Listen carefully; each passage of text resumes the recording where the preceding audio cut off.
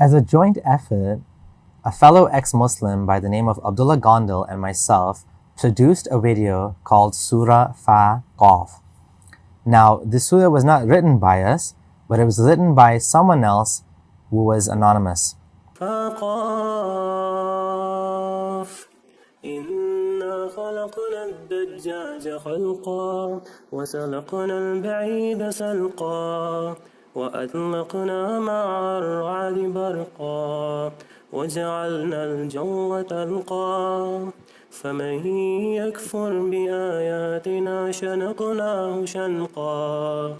This surah got lots of publicity and was featured in a response which was uploaded to Ali Dawah's channel by a fellow named Farid. In order to frame a better response to that video, I wanted to interview the author of the alleged surah in order to get a better understanding of his mindset and his aspirations and motivations when he was writing it. Now here's the interview. Why did you write the surah? Many years ago, I was talking to a friend over the internet about the challenge the Quran makes, and we thought we'd have a go. He had some ideas he'd seen posted on another forum, so we started putting stuff together.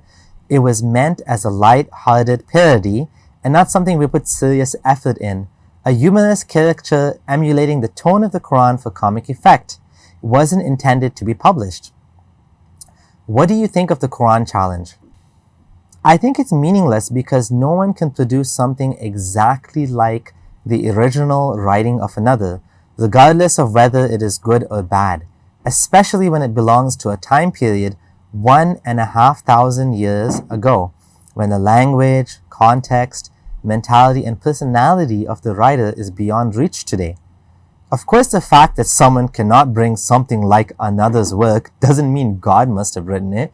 If we are to regard the challenge to be simply about producing something better in meaning or artistically, there are countless works I consider better than the Quran. It is a completely subjective challenge, especially as faith derails any chance of objectivity. How many people were involved? 2, so it wasn't just him, and he wanted me to make that clear. How long did it take you? I don't remember precisely, but no more than an hour in total. So this entire thing that's creating quite a commotion was written in an hour. Why did you make it funny? Because it was meant to be funny. It was a humorous parody. Were you drinking whiskey or otherwise influenced by Satan in any way? No. Why did you write it anonymously? We never meant it to be published. It was just something we did for our own curiosity and amusement. If I critique Islam, I try to avoid being flippant or confrontational. So this was never meant to be put to Muslims. When it did leak out, we obviously no longer had control. But we wanted to remain anonymous as it is simply not my style of critiquing Islam. Even after it's reached so many people, why don't you want to take credit for it? Sadly, there are a minority of Muslims who react violently to this sort of thing. And so once it leaked out, I can't deny that I felt a little concerned. I've already seen one comment on Ali Dawah's video that says, "This is why Allah makes it lawful for us to kill the murtadeen." Murtadeen means the apostates from Islam. I know most Muslims don't behave like that, but it only takes one lunatic. So he actually has some serious concerns here, right? And it's better to be safe than sorry, right? So the author of these verses is so influenced by the Quran, they're submitting to the eloquence of the Quran without even realizing. They cannot escape plagiarizing it, and they cannot escape using the Quranic sentence structures. Now, producing something like it doesn't mean rip it off. It doesn't mean copy the verses and just change one word here and one word there and then you've produced something like it. No, the challenge is to produce something on the same level of eloquence. What was the motivation to use the style of the Quran, i.e. knock and knocking? Some may argue this is plagiarism. What do you think? We use the words, phrases, and style of the Quran to parody it. If we didn't do that, we'd be accused of not bringing something like it. Yet when we do, we're accused of plagiarism. It's a no-win situation. No matter what anyone does, faith always has a way of finding reasons to reject it. That's the power of faith. The Quran is so engraved in our consciousness, and its words, phrases, and sentences are so ingrained and familiar that bringing anything new is always going to jar with those familiar with the original. Now we're going to get on to the tafsir. The tafsir of Surah Al-Chicken, that's the other name of Surah Fa Qaaf, by Ibn Himar. What is the significance of God swearing by the chicken? I would say it's a miraculous prophecy. It alludes to a future scenario, namely that chickens will become one of the most popular meat and account for the largest number of farmed animals on planet Earth. Not to mention, many of these are delicious halal fried chicken shops. Allah be praised.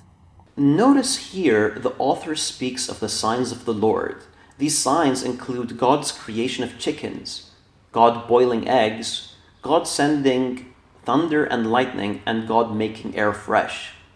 Now, first of all, boiling an egg is not a sign of God. Anyone can boil an egg. If you were to say, how is it that boiled eggs are a miracle of God?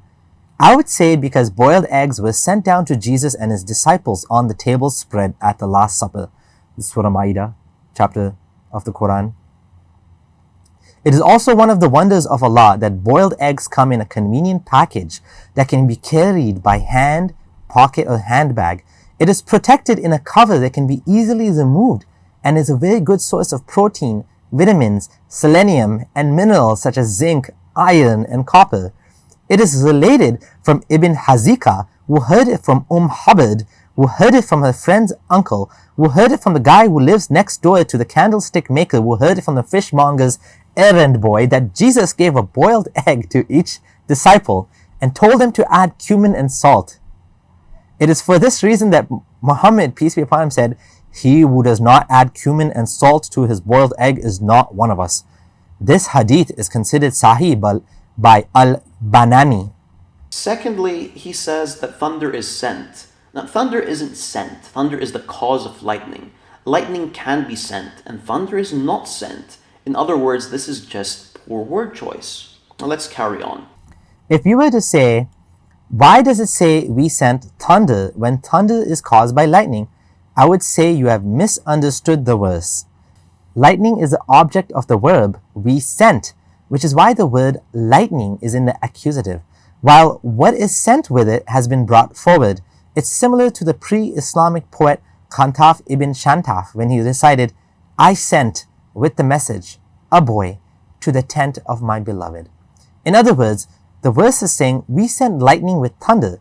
This is in fact a scientific miracle revealed in the Quran long before science discovered it. Subhanahu wa ta'ala. فمن يكفر بآياتنا شنقناه شنقا ثم خلقناه خلقا. Okay, so this is ridiculous, as it makes no sense. You don't hang someone, then choke them. You do one or the other. What's the point of choking someone who has already been hanged? It's stupid. What is the point of hanging someone and then choking him? I would say that it shows the punishments of hell are repeated in many different ways. Every time they are about to die, they are made whole again. So the skins are roasted off, then put back on so they can be torn off by hooked rods of iron, eyes poked out, brains boiled, faces melted, heads hammered, skulls drilled, necks wrung, arms twisted, hair pulled, fingernails peeled, and bottoms fried to a crisp. Every time one form of torture is inflicted, they are made ready for another. Glory be to God, the most merciful of the merciful. Arhamur Rahimin. ومن يترك باب فاسقة طرقا. Notice the emphasis here. He knocks the door a knocking. Why? What is so special about knocking this door? Why is there an emphasis here? Now, the only reason I can think of this person used this word, a knocking, at the end is because this person was thinking to themselves, I need the letter that ends with al-qaf. طرق يطرق. Okay, so knock. He knocked, a knocking, yes. And when you do that, you sacrifice the meaning of the text. That's not eloquent. Why is the knocking on the harlot's door emphasized? I would say the scholars differ. Ibn Fatir relates that such places of immorality were most busy at night with much wine and song. Therefore, it was necessary to knock loudly and repeatedly to be heard. While Hazika Abu Bazika related that it's an allusion to the frantic passions that consume such reprobates, that they have no self-control and they're inflamed with desire. May God preserve us. أما الذين اتقوا ربهم فإنهم هم الأخيار لهم جنات تجري من تحتها الأنهار وصنادق مسكين وراقصات بلا خمار. So there is an issue here. Why does it say dancing girls with no veil? Because dancing girls with no veil is a given. Of course they aren't wearing veils. What is the point of enticing someone with a dancer with no veil? So I'll tell you why this was said. It was said because they wanted to force a rhyme at the end of the verse. So they ended the verse with the word veil, khimar, to fit in with rivers and har. Now by doing this, you sabotage the meaning of the verse for the sake of the rhyme.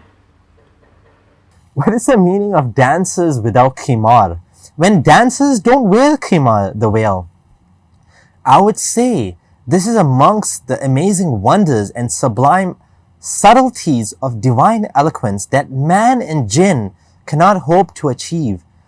The word khimar, which is a complete covering, alludes to the fact that these dancers will be fully clothed and covered to begin with, as a way to arouse eagerness and longing. Then little by little they strip away each layer to stir the desires and excite the passions of Ahlul Jannah, the people of Jannah, and to increase their pleasure much more than if they were wearing very little. Blessed be He who has prepared for His faithful such delights. Coming up, a more detailed response with Abdullah Gondal, where we are going to discuss where the Quran itself borrows from pre-Islamic poetry, where the Quran actually changes a word in order to make it rhyme.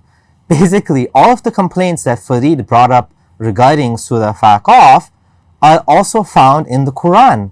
And that, my friends, is the end of the interview with the author of Surah Chicken, also known as Surah Fa Qaaf. Thanks for watching.